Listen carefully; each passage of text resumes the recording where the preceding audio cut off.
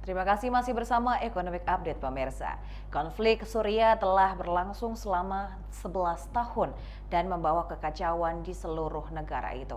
Namun di tengah kekacauan ada satu elemen unik yang aneh, yakni membanjirnya produk palsu dari berbagai merek terkenal dunia.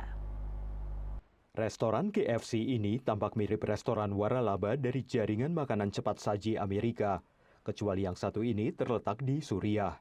Lokasinya yang berada di negara yang sedang dilanda perang menimbulkan pertanyaan mengenai keaslian cabang dari merek terkenal dunia ini. VOA menghubungi pemilik gerai di kota Kamishli di Suriah Timur Laut, dan menurutnya ia memegang lisensi dari perusahaan KFC. يعني انتوا اخذين ترخيص من الشركه الام موجوده بامريكا. Namun dalam sebuah email tanggapan kepada VOA, juru bicara KFC menegaskan perusahaan itu tidak memiliki mitra waralaba resmi di Suriah. Oleh karenanya, itu bukan restoran KFC yang sah. Cabang KFC terakhir di Suriah dilaporkan ditutup tahun 2013 setelah pecahnya perang saudara di negara itu. Sejak itu, tidak ada lagi cabang perusahaan Amerika atau Barat yang resmi berada di Suriah akibat sanksi dari Amerika Serikat dan Barat terhadap rezim Presiden Bashar al-Assad. Namun nama-nama toko merek terkenal ada di mana-mana. Hanya saja mereka menjual produk palsu seperti ini yang bisa terlihat di banyak pasar di Suriah Timur Laut. Wilayah ini kini berada di bawah kendali pasukan Kurdi yang didukung Amerika, dan menurut pemerintah setempat, mereka sedang menyusun undang-undang untuk melindungi merek dagang. كتيا أودي بازرگانی راستی ام الجم خوا وک تاجر به ناوی شرکه به ام جوار وک مافت پاریزن و ناوی في الشركة على ماوي تجاري منادن شركة أقدن اللي مخابن حتى انها قانون التجاري الفيدا تشينابونه قانون الشركة. Meskipun merek seperti KFC mungkin tidak bersedia mengambil langkah hukum terhadap toko-toko palsu itu, menurut para pengacara, masalah ini perlu diselesaikan karena konsumenlah yang dirugikan, yakni mereka mendapatkan produk berkualitas rendah dan dalam banyak kasus juga harus membayar lebih mahal. Dari Arlington, Virginia, saya Helmi Yohanes dan tim VOA.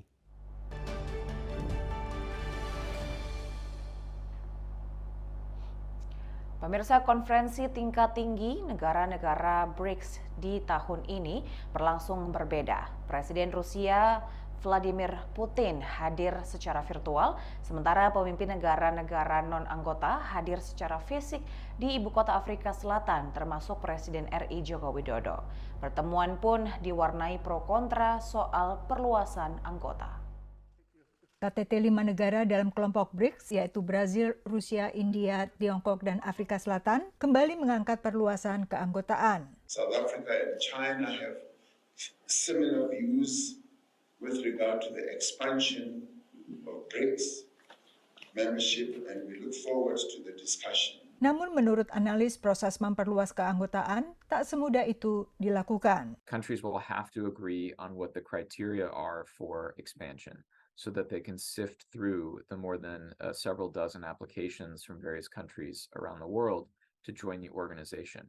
If they can't come up with objective criteria for who's in and who's out, it's likely that we're going to see the organization remain the BRICS and not in a position to expand.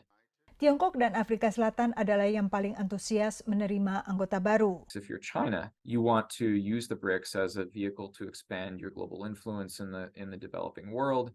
If you're a country like Brazil or South Africa, you want the routine meetings and the access that a grouping like the BRICS provides you to major powers like China and Russia. Sementara Brasil dan India tak ingin buru-buru menambah anggota. Analis menilai minat negara-negara seperti Argentina, Arab Saudi, Indonesia, dan Mesir bergabung dengan BRICS tak lepas dari rasa skeptis terhadap tatanan ekonomi dunia yang banyak didominasi Amerika Serikat dan negara-negara industri maju lainnya. Gerakan seperti BRICS dianggap bisa menjadi pengimbang organisasi negara-negara kaya seperti G7. Kumpulan negara seperti ini menurut analis tak harus selalu berseberangan dengan Barat. Middle powers particularly are saying, we can form some alternative institutions, take alternative pathways to serve our interests better. We still want to partner with the United States, but we also want to do these other things where there are gaps. Bila pun BRICS mulai memperluas keanggotaan, analis mencermati kumpulan negara ini baru sebatas menawarkan forum dialog. Bank Pembangunan Baru misalnya, yang dibangun untuk mengimbangi Bank Dunia dan Dana Moneter Internasional, belum banyak memberikan pinjaman ke negara yang dituju. Dari Washington DC, Yuni Salim dan tim VOA. Pemirsa, industri penangkapan salmon di California setiap tahunnya menghasilkan 1,4 miliar dolar dan menghidupi sekitar 23.000 pekerja. Tapi larangan menangkap salmon yang diterbitkan musim tangkap kali ini memukul industri yang juga menguatkan wacana beralih ke salmon yang diternakan. Moratorium penangkapan salmon liar telah diberlakukan di negara bagian California sejak April, memukul nelayan yang sangat bergantung pada penangkapan salmon seperti Sarah Bates di Pelabuhan San Francisco. It's a little demoralizing not to have our fishery this year. I think we sort of had the economic realization earlier in the year in March and April when we understood that we weren't going to be able to go fishing. And I think that there's a little bit of long-term sadness still. Meski nelayan masih bisa menangkap ikan jenis lain, salmon adalah ikan yang paling diminati konsumen dan diberi harga paling mahal. Menurut para nelayan, 90% pemasukan saat musim tangkap ikan yang berlangsung hingga September biasanya diperoleh dari salmon. As far as Fisherman's Wharf goes, that is the fish everybody wants to catch. That is the most expensive commercial seafood resource we have here. I'm not sure it's the biggest in the state, but it's definitely a good chunk of the amount of fish we sell is mostly salmon here in California.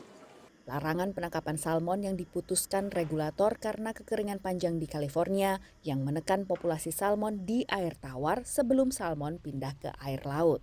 California has been suffering through a series of extreme hot droughts in the last decade especially.